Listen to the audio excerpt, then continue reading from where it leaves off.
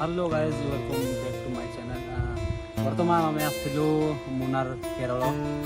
T garden किसी tea garden कौन कहे कहीदे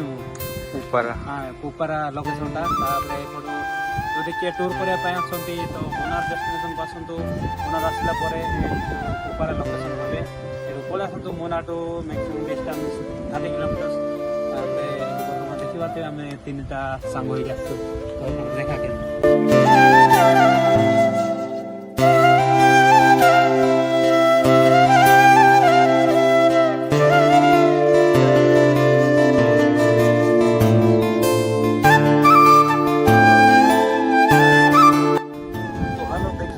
बर्तमान आम भाई गोटे जमसिंह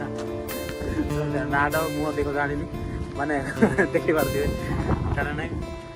अभी गोटे ट्रेंडिंग चलती जोटा कि माने म्यूजिकटा कैसा लगा मेरा मजाक तो चलतु आगोटा व्यू किसी चेकआउट करवा बर्तमान एमती अच्छी प्लेसटा देखी पारे बहुत नजारा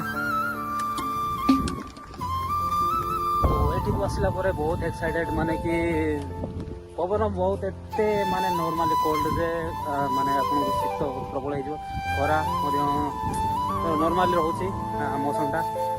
कैमेरा केमती